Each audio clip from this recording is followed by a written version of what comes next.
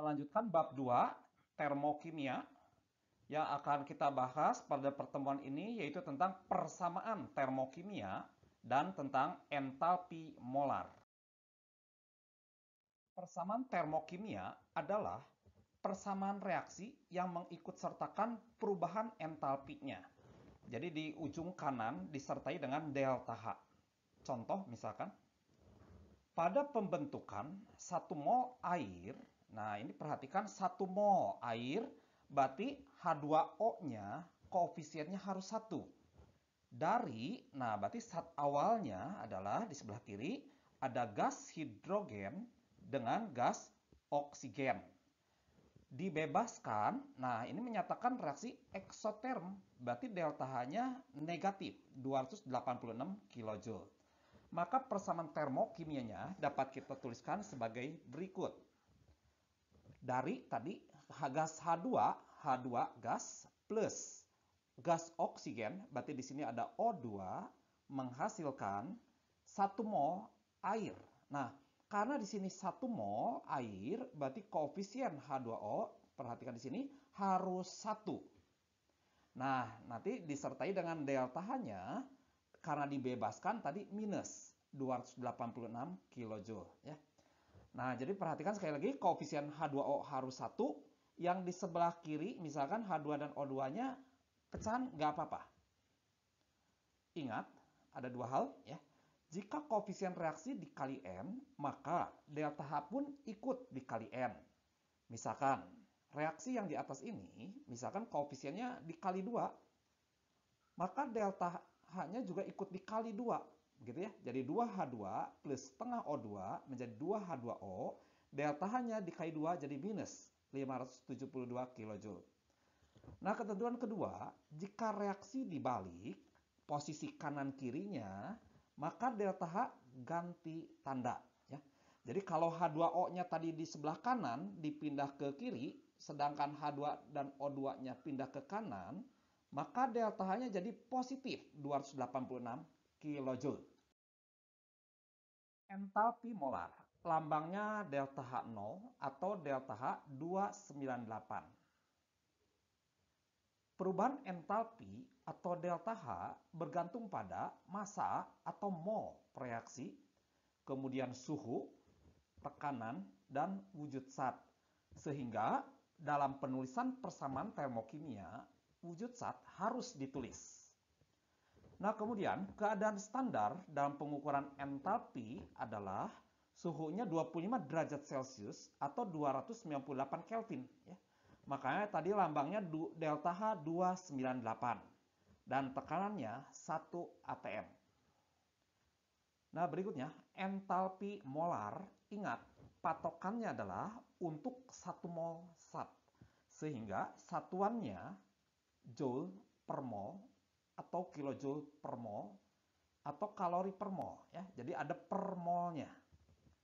Nah, ingat dalam bab termokimia koefisien reaksi itu menunjukkan mol. Macam-macam entalpi molar. 1. Perubahan entalpi berarti delta H, pembentukan. Pembentukan dari kata formation, jadi delta HF 0. Yaitu perubahan entalpi pada pembentukan 1 mol zat dari unsur-unsurnya dalam wujud standarnya. Ya. Jadi di sebelah kiri unsur plus unsur menjadi 1 mol senyawa. Jadi ini koefisiennya harus 1 senyawanya. Ingat, ada beberapa unsur yang harus diatomik, yaitu HON, HON, ditambah golongan 7A, FCl, BrI. Contoh, misalkan, tulis persamaan termokimia untuk pembentukan C2H5OH liquid.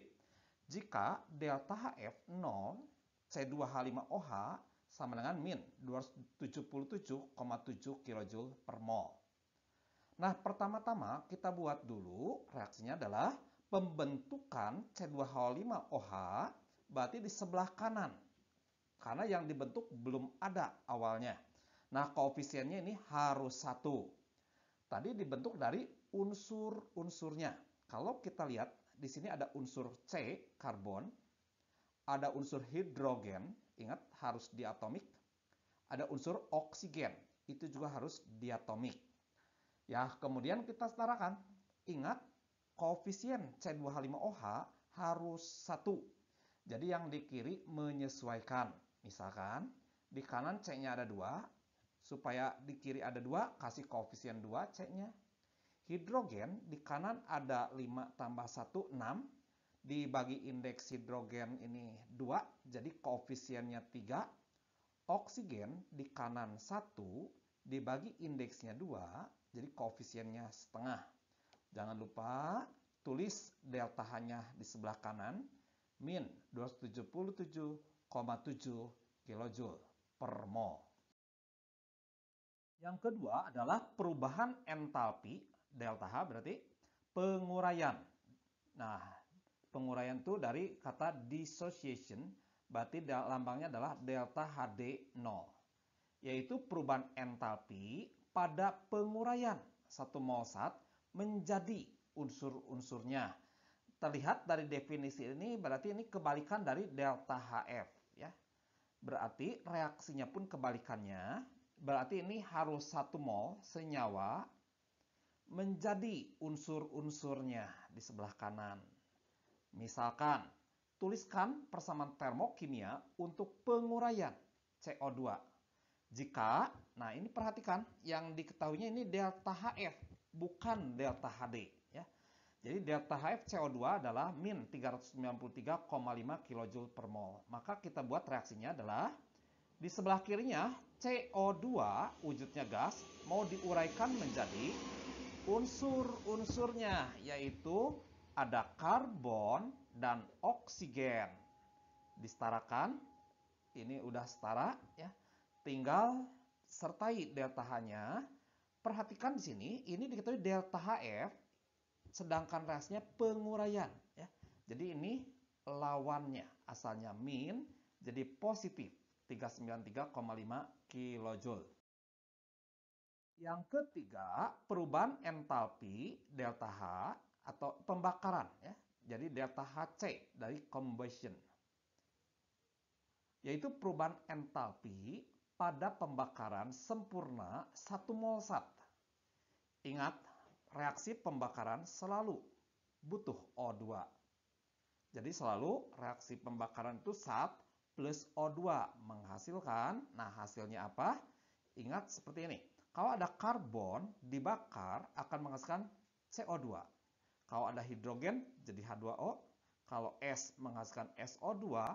Kalau ada N menghasilkan NO2.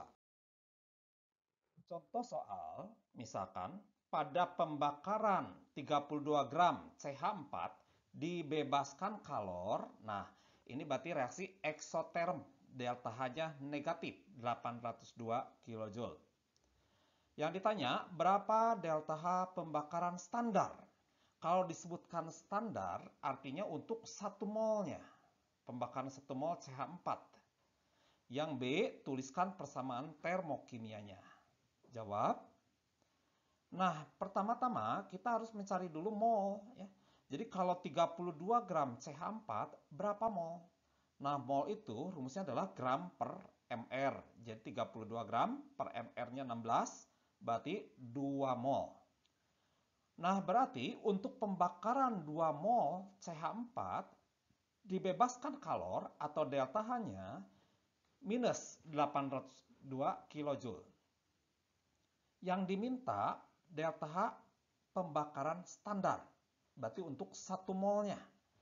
Nah, ini tinggal logika matematik aja ya. Jadi 1 mol yang ditanya per yang diketahui 2 mol dikali 802 kJ.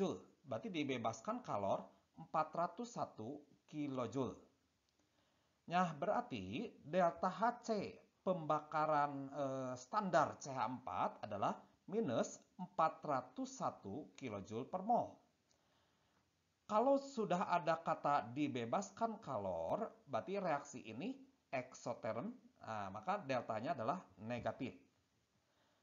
Maka persamaan termokimianya dapat dituliskan CH4 dibakar plus O2 menghasilkan, karena di sini ada C, hasilnya jadi CO2, karena di sini ada H, dibakar menghasilkan H2O.